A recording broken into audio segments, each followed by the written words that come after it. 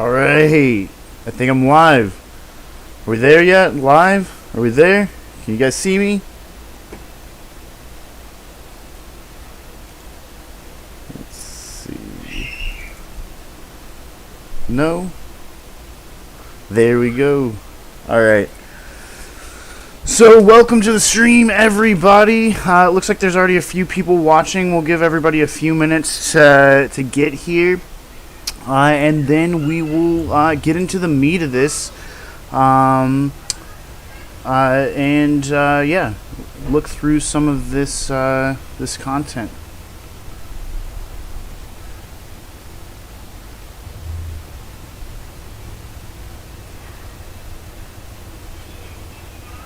All right. There's like a delay on it, so I'm watching the chat and it's so weird. I've never done this, guys. Bear with me. Yeah, it's very strange watching yourself on a delay. But anyway, so let's get into it. Let's do what we came here to do. And let's get into some Gordinaak live scrolling. Guys, if you guys want to stop on anything specifically, or you want to take an extra hard look at anything, let me know. I'm gonna go pretty slow anyway. But yeah, let's just take a look at it. It's already done. I've got the final. It's edited. There might be a couple different changes that could happen between now and the and print, but it's done. First off, immediately, after, now this doesn't include the table of contents or anything like that, but we have character creation, and it explains it in one spread, kind of the whole thing. I tried to keep every bit of explanation, in one spread. I didn't want too many things to cross over. Now I think there's a couple sections you guys will see here in a little bit that did cross over a little bit, but it's things that you would kind of expect, like equipment and things like that. But this explains character creation in full. If you're familiar with Mothership character creation, this is basically the same thing, except for you choose a species and a class. Instead of just choosing a human and or a human or android and the three other classes. So let's move on. We got the rundown. Beautiful art over here by Seriously Ugly, and then we've got some sick character design by Ricardo Alves. He's the guy that originally designed the Sateri design, and I loved it, stuck with it the whole time. I absolutely love it. It's one of my favorite things that I've ever thought of. But it looks very, some of you guys will notice it looks very familiar, like that John Carter, I think it is what it's called. But yeah, we've got the different species. It explains it real quickly, all again on one spread, showing you everything. Got your big guys, the Guri, the Sateri, human, Deseti, Saiki. Deseti are definitely by far my favorite. I absolutely love them. Moving on to the classes, we've got the Buster, Fixer, Stalker, and Mansur. And I'm getting ahead of myself here. Of course, this beautiful piece by Seriously Ugly again. This is actually the piece that caused me to commission Ento. I saw this on his page, on his Instagram, and it was colored, and I was like, yo, can I please use that one? And then we made a deal for more stuff, and he ended up doing pretty much all of the art. There's a few other people, but yeah, he did most of all the art. There's another one of my homies down there, the Deseti, again, my favorite. I love that character. This drawing down here is it's one of my favorites out of the whole thing. But into the meat and potatoes of it, like the the Buster kind of is our guys to kind of separate the to even the odds between cavalry and infantry. They're somewhere in between a mech and a foot soldier. Really love them. It was one of the first ones that had to get a lot of like attention, but I really love where it went. Stalker, kind of our roguish class. Fixers are our engineers, and Mansurs, definitely probably my favorite. Probably the one that I would play the most if I've got to play twice now, maybe 3 times twice. I've got to play twice now, and one of the times I played a Mansur, and it was a lot of fun using those spells and stuff like that, or the synapses and the patterns are what I call them. Moving on to the skills, some of this is pretty much redundant from Mothership, but you guys will notice that that I changed the way that it does it in this iteration. The skills stack, so they get better. I'll show a character sheet at the end, but instead of having a character tree, I was originally doing a character tree, and it was very difficult. Props to Sean and them for being able to pull it off. But I just made it a straight line. You upgrade each one instead, but it's still basically the same mechanic, just different things to suit the setting a little bit. And then we're going on to the Mansur Power. Definitely one of the most powerful pieces in the whole book. Absolutely beautiful. And we have all of our different patterns and synapses, and basically the patterns are like your cantrip if it was 5e or something like that, and synapses, and the synapses are your spells that use slots, and it's risky casting. So if you're familiar with that, like DCC has it, I think Mutations has it, has a thing that has risky casting in it, and you can pretty much cast at will until you can't, and things are bad. And things are bad, and that's immediately right after that. So the overexertion table has a lot of different things that could happen. Does anybody want to give me a 2d10 roll, and we can see what your result would be? Also, I'll look for it in the chat. Take the first one that I get. If not, I'll do it.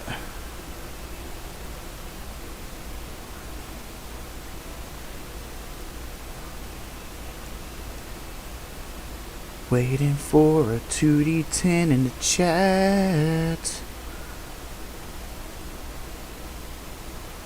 Don't know how long I should wait.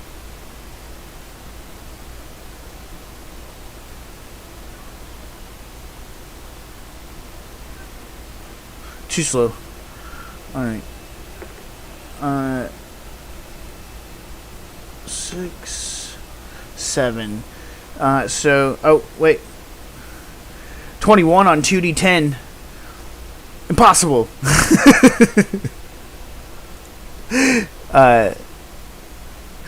11. Alright, so 11. Multiple personality disorder. Roll to determine which personality is in control at the start of each day. A new personality is added each time this effect is rolled for cumulative effects. After the second time, there are 3 personalities, etc. ad infinitum. And we'll do 8 too. Mansur Beacon. Your whereabouts become known to every psychic creature within 1d6 miles. So, both of those, kind of bad, but not crazy. Maybe the Mansur Beacon could really mess you up. A lot of good things there for like little hooks and little things to kind of be fucked up by. Another cool thing, some like redesigns of some classic weapons and stuff like that. I think this is supposed to be like a shotgun down here with like a with like a barrel, but it's got like a weird AK receiver. I'm not sure. Love it though. Again, by Seriously Ugly. Down into the weapons and equipment. A lot of just information just packed in. Tried to keep everything pretty short and succinct here. Again, another cool piece by Seriously Ugly. The Exo Armor failure table, definitely one of my favorite parts. If you're a buster or a fixer, you can use Exo Armor. And the fixers use it to refuel and to help out and to be a support system for the mechs. The busters use it to be the opposite of that. They use it to fuck them up. But if your Exo Armor runs out of hits or damage reduction, basically, then you can have a catastrophic failure, and bad things can happen, as would happen if you were wearing a machine that was capable of crushing people and stuff like that. There are drones. I've left it kind of open. There's some the drone abilities, but there's more than enough room to come up with more abilities. The drones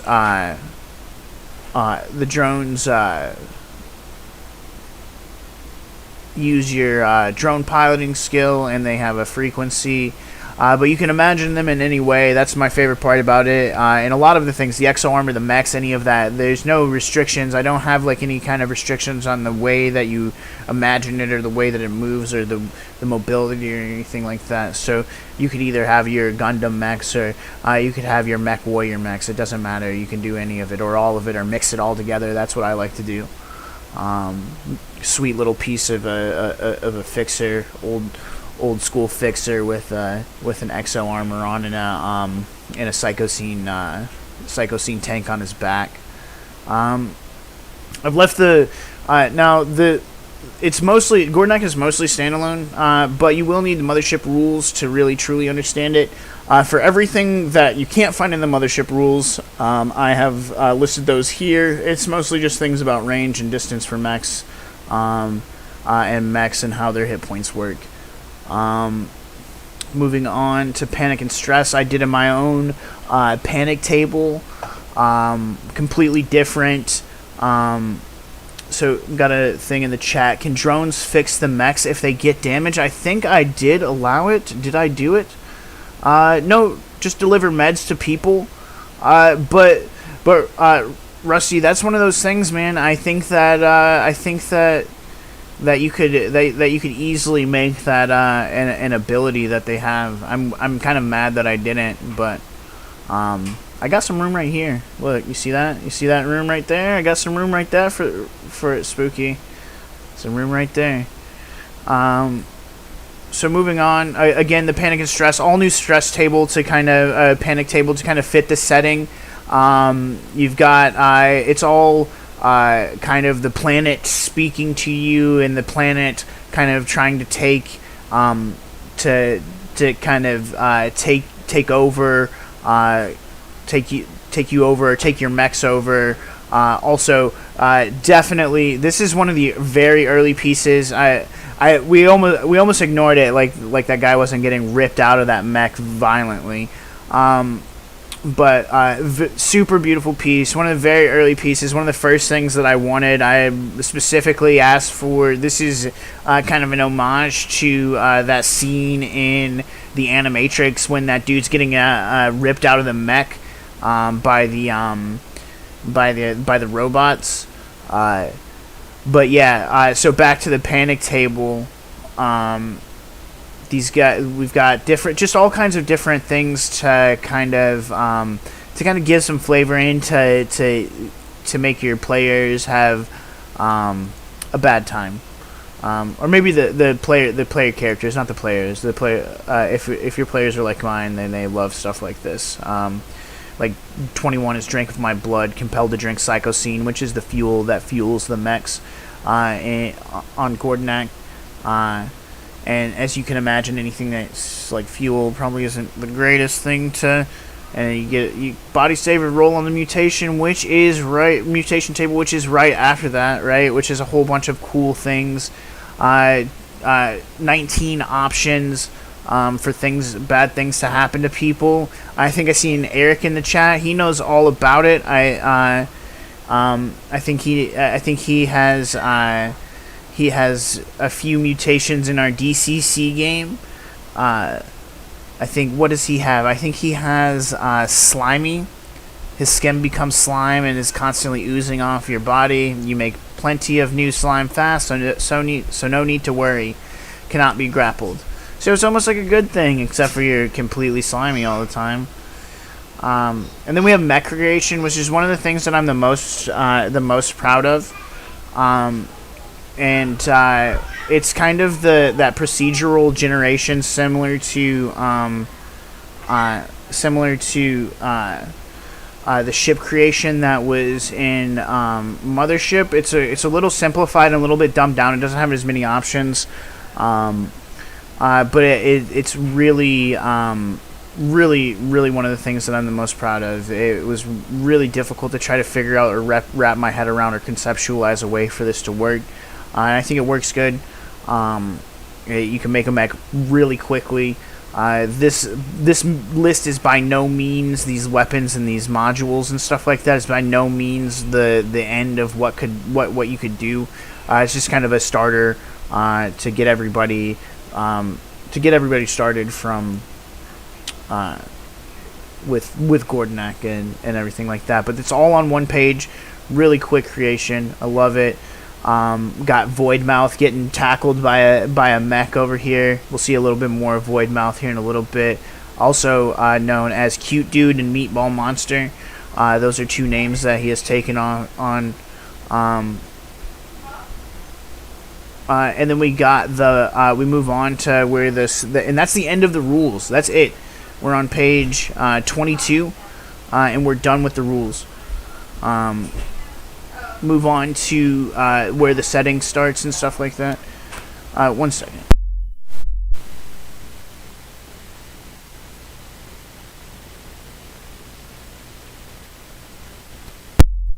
So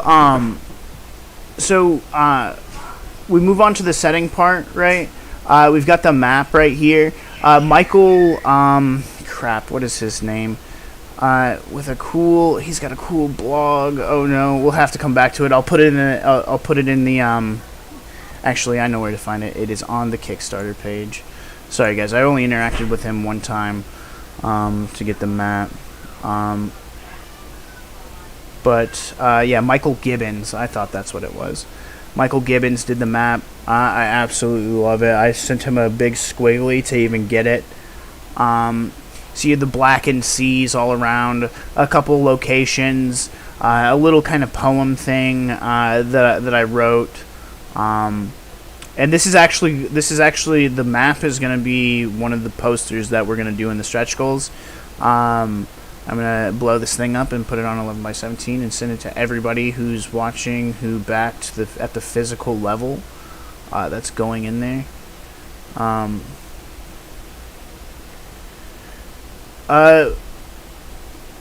Vocalvoy, I'm pretty sure his name is Michael Gibbons. That's what that's what his email address said. I'll have to double check that, but I'm pretty sure. Yeah, and then you got the main city, this mega city, the Oaza, and the Eye, the spring that's in the middle, which we see here. This body of water that's in the middle of this desert, with this mega city built up around it as far as the eye can see. The way that I've done this setting is I've put just a small blurb to kind of get everybody started. It's an encounter table, and then I just do that. I do that for each of the sections, right? Like and it's not all combat encounters. It tells a little bit about the city, and then you can kind of fill in the blanks, right? Another point of interest. Another point of interest. We've got Old Town. Oh, this is another cool thing that I'm super proud of. I don't know if we can do it, if we can pull it off in the stream, but if you'll notice, like, this little page filler down here is like a little animated thing, right? Like there's one more, but I couldn't fit it in there. I wanted to have 4 pages of it, but yeah, it's this weird vulture thing trying to kind of rip out the brains. And then this picture, which a lot of people absolutely fall in love with. I love it. I'm pretty sure that my writing prompt on this is I was like 2 dudes like looking out over a cliff with like an 80s looking car and a motorcycle, and that's all I said. and this is what I got. And I love it. It's the beauty of working with other people, artists and things like that. Absolutely beautiful. So, and then where are we at? Keep on going. So, yeah, some of these are more in depth and fleshed out. Some of them are just a table, right? And then we've got some named NPCs if you want to add those to your game. Quana and Kalia, the twin Psyche Mansurs, who are also the most fierce mech pilots on the entire planet. We've got Benton Fire, who's starting to lose his mind because of psychocene exposure. We've got Bone Maw, and then we kind of get into the monsters. We get Bone Maw. I told you we'd see more of Voidmouth, the Flesh Mech, which I wish I had. I wish I would have commissioned a piece for the Flesh Mech. I still might. But you can imagine what a Flesh Mech is. And all of these are statted for Mothership as well, right? So like you can take any of these out and put them into your existing Mothership, and that goes for really anything that we've looked at so far.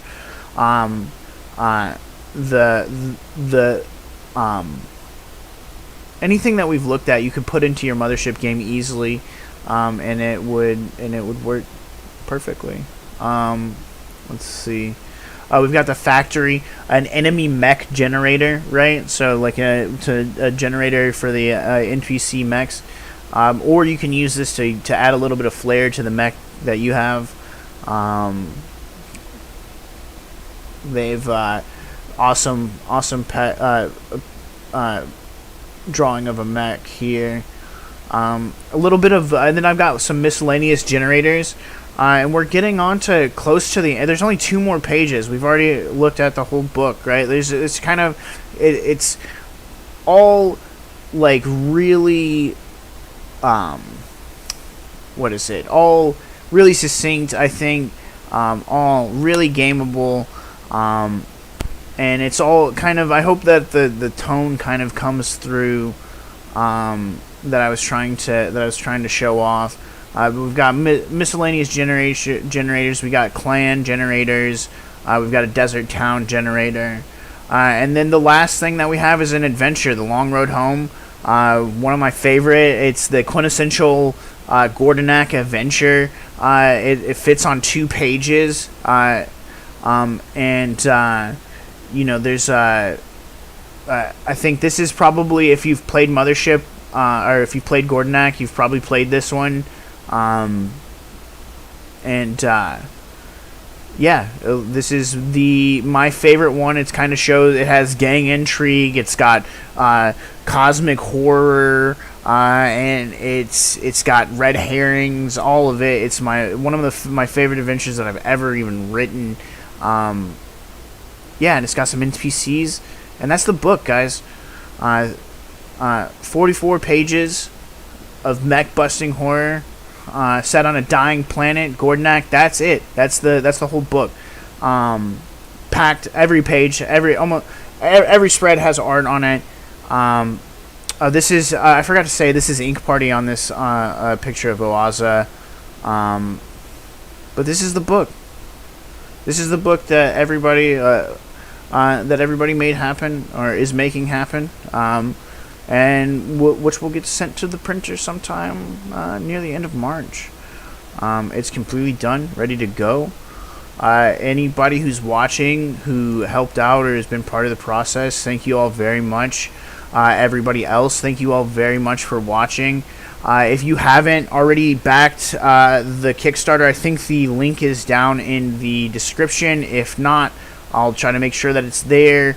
And yeah, as of right now, the Kickstarter is at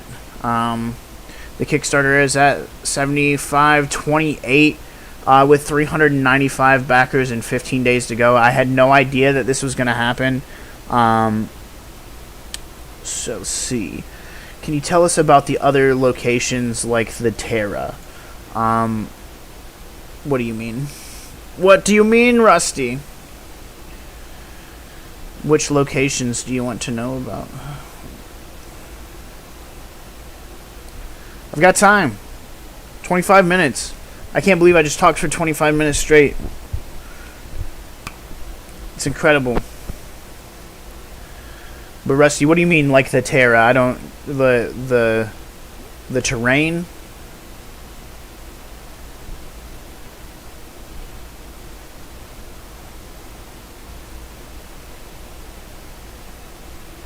Yeah, Heroic Studios, I am absolutely blown away. Blown away.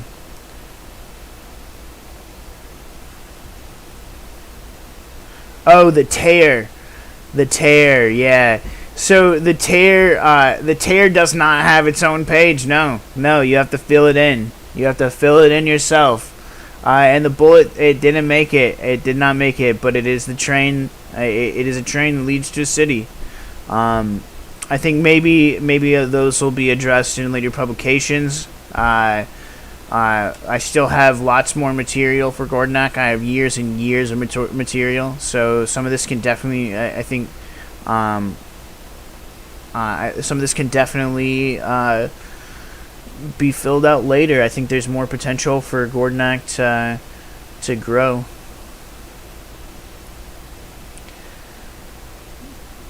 Yeah, so guys and gals, thank you all very much for watching. I'm gonna put this on the Kickstarter page. Post it around. If you see me posting it, you should give it a share. Yeah, thank you all very much for watching, and peace.